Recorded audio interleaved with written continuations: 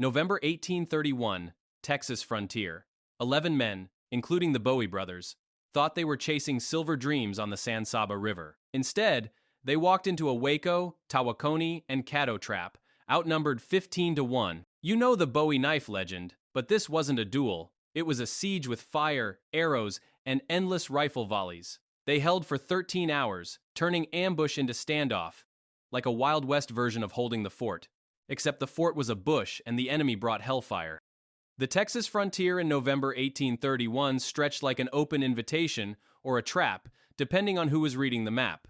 James Bowie, already carving a name for himself with land deals and that infamous sandbar fight 4 years earlier, gathered a small crew for what sounded like a straightforward gamble: hunt down the legendary San Saba silver mines, abandoned ruins from Spanish days that whispered promises of lost fortunes. His brother Rezin, no stranger to frontier scrapes, joined him, along with 9 other men, including the likes of David Buchanan, Caiaphas Ham, Robert Armstrong, Matthew Doyle, Thomas McCaslin, James Coryell, and Jesse Wallace, plus 2 servant boys to handle the grunt work. Total: 11 grown men and the boys, all saddled up with rifles, shotguns, and enough optimism to ignore the obvious risks. They left San Antonio de Bayar on the 2nd of November, moving northwest at a deliberate pace, scouting the terrain for any signs of those fabled mines along the San Saba River. It was the kind of expedition that mixed greed with grit, like prospectors chasing a ghost story, but in a land where ghosts carried arrows. For the first couple of weeks, the journey unfolded without incident, the group winding through rough hills and scrubby plains under clear skies. They crossed rivers like the Medina and the Guadalupe, eyes peeled for silver veins or old Spanish markers, but mostly encountering the quiet hum of wilderness. Think of it as an early Texas version of a startup venture, where the pitch was riches and the fine print was survival. No alarms until the 19th of November, around 10 a.m., when 2 Comanche warriors and a Mexican captive caught up to them about 7 miles northwest of the Llano River on a trail known as De la Bandera. The Comanches, cautious but direct, quizzed the group through the captive interpreter about Mexican sentiments toward their tribe. Bowie assured them of peaceful intentions toward any non-hostile Indians, and the warriors explained they were herding stolen horses from rival tribes back to San Antonio for return. It was a tense exchange, smoothed over with gifts of tobacco, powder, and lead shot, before the Comanches rode off to rejoin their band at the Llano. In hindsight, it was the calm before the storm, a fleeting handshake in a world built on broken promises. The real twist came the next morning, the 20th of November, at sunrise.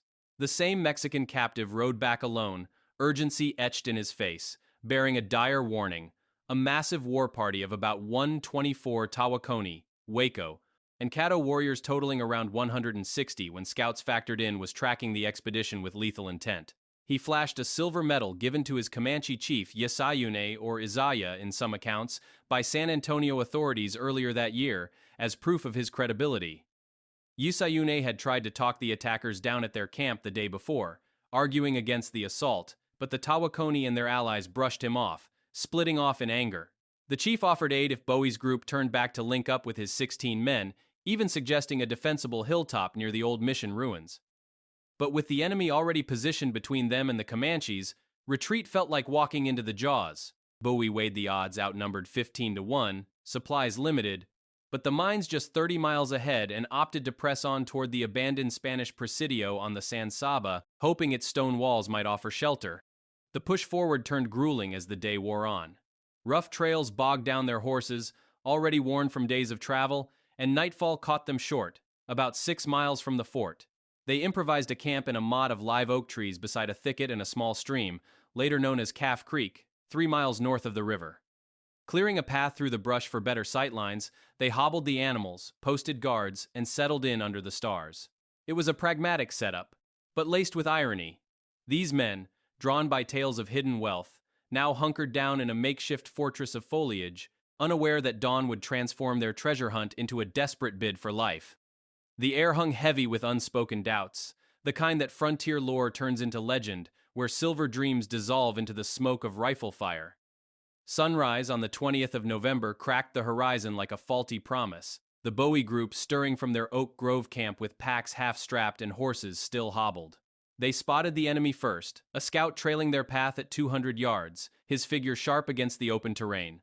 Shouts of Indians, ripped through the air as the men grabbed rifles, the war party halting to unleash cries that echoed like a bad omen across the prairie. Warriors stripped down, shedding layers for battle, their movements deliberate, a ritual that turned the morning routine into instant chaos. It was the frontier equivalent of a surprise audit, where the stakes weren't paperwork but lives, and the auditors carried bows and muskets. Outnumbered 15-1, the group tried diplomacy, sending Resin Bowie and David Buchanan forward under a makeshift truce flag. Words barely formed before shots rang out, Buchanan's leg shattering in a spray of bone and blood. Resin fired back, hoisting his companion like a sack of flour and hauling him to cover amid a hail of lead. Buchanan took 2 more hits en route, his body jerking with each impact, yet Resin emerged unscathed, dodging what should have been certain death. 8 warriors charged in pursuit, their advance bold until the group's rifles spoke, dropping 4 in quick succession and scattering the rest like startled deer. The exchange highlighted the irony of the Texas wilds, where a silver quest devolved into a desperate defense, and every shot recalibrated the odds. Minutes later, more warriors crested a nearby hill, their chief on horseback urging a full assault with shouts that cut through the gunfire. The Bowie men, rifles mostly spent, scrambled for loaded weapons. James Bowie called out for anyone with a ready shot, and Caiaphas Ham stepped up, his aim steady as he fired, clipping the chief's leg and felling his mount in one go. The leader tried shielding himself, but a follow-up volley ended him, his body crumpling as comrades rushed in under fire to drag him away, losing several in the process. It was a scene straight out of a frontier ledger, where leadership proved as fragile as horseflesh, and the cost of retrieval mounted with every yard.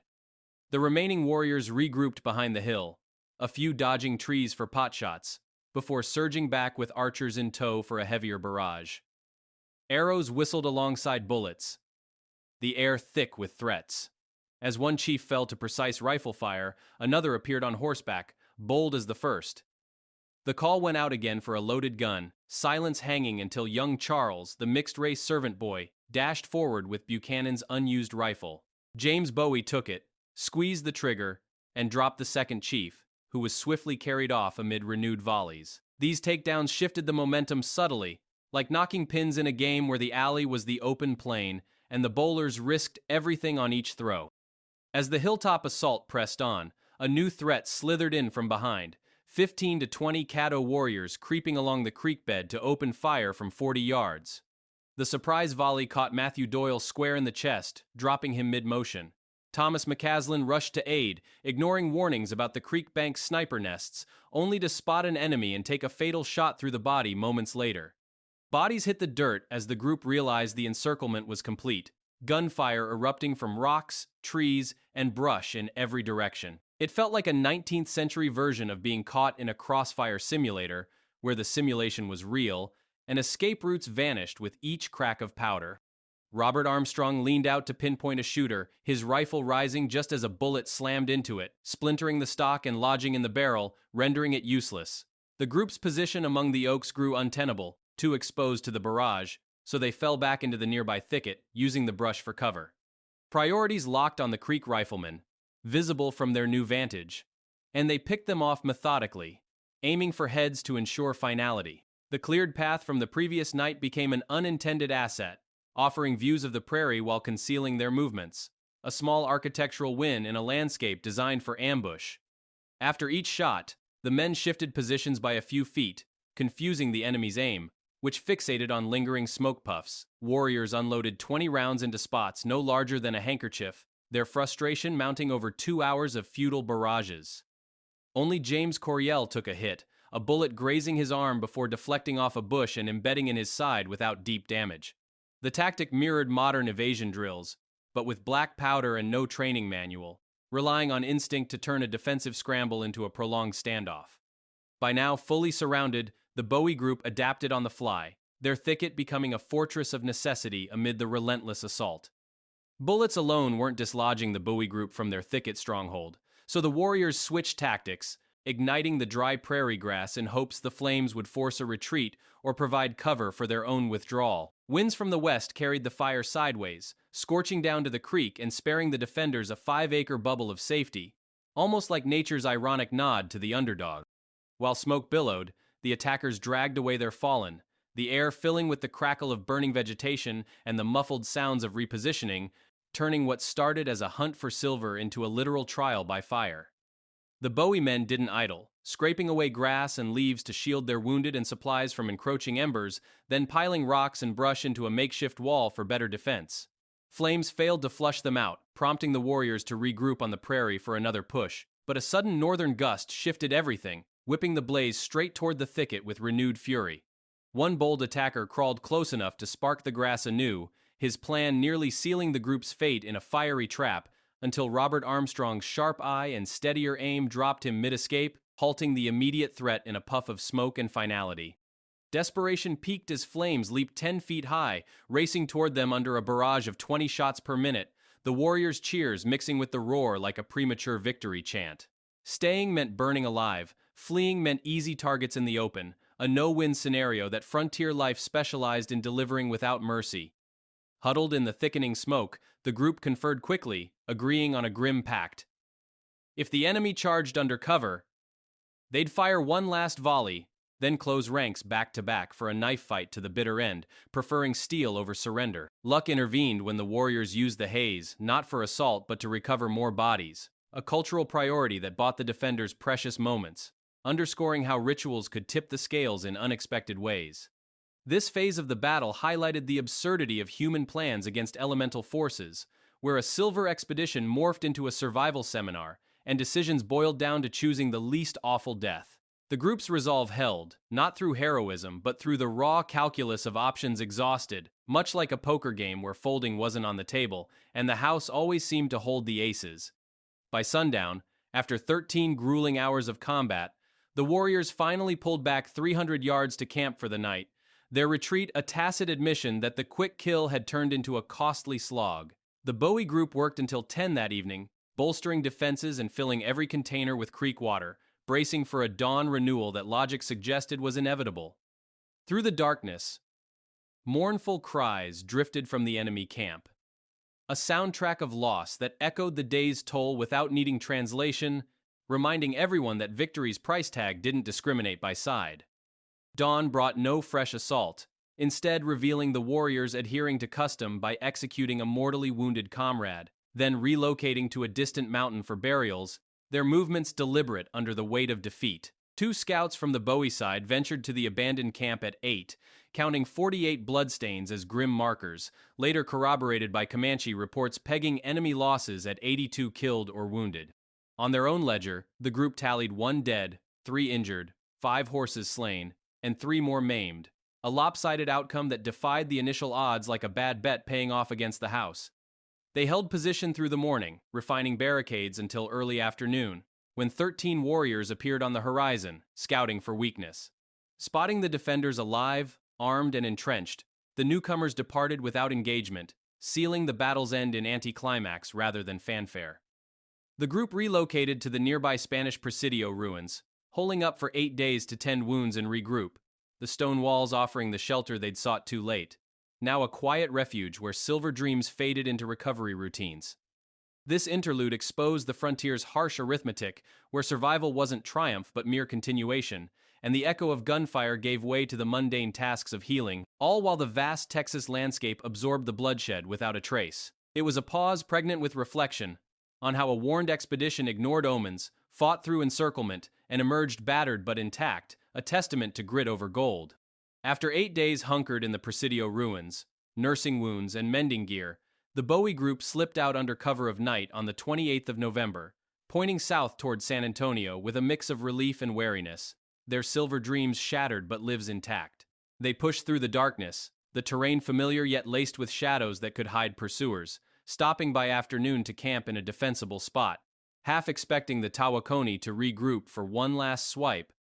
No attack came, the silence almost mocking after the previous week's roar, as if the frontier had decided the score was settled, leaving the men to ponder how ignoring a warning turned a treasure hunt into a tally of scars and lost horses.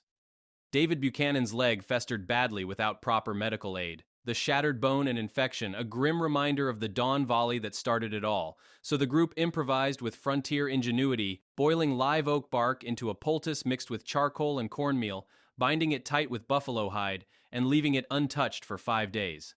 When they finally unwrapped it, the dead flesh sloughed off cleanly. the wound knitting without further complication.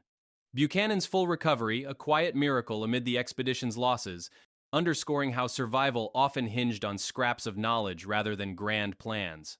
The group's clothes hung in tatters, riddled with bullet holes and gashes from brush and lead, each mark a badge of the standoff that defied the odds. By the 4th of December, 12 days after the clash, they rode back into San Antonio with their wounded and remaining horses all breathing, the return a subdued affair that blended exhaustion with the unspoken weight of what they'd endured. Word spread quickly through the settlement, turning the Bowie brothers into local lore, their defense against 160 warriors, a story that highlighted the Texas borderland's brutal math, where alliances shifted like prairie winds and a Comanche tip could mean the difference between graves and glory. It was the kind of homecoming that etched names deeper into history, not for silver found but for blood spared. The Bowie brothers turned a silver chase into a 13-hour inferno, dropping chiefs and dodging flames against 160 warriors, emerging with one dead and odds defied. San Saba's clash exposed frontier folly, where warnings whispered and greed shouted, leaving echoes in Texas lore. Hit subscribe on Histories and Native Tales for more unflinching frontier truths.